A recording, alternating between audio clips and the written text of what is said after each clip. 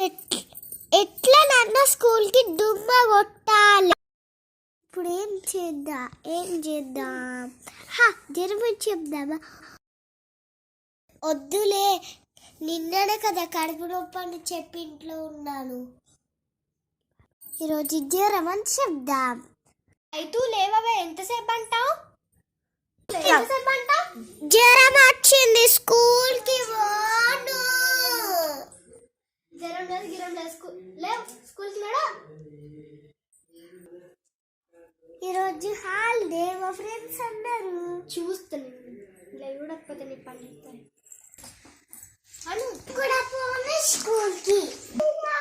ఈరోజు కూడా హాలిడేనా? రేపు కూడా హాలిడేనా? చంపుకుంటారు కదా నన్ను.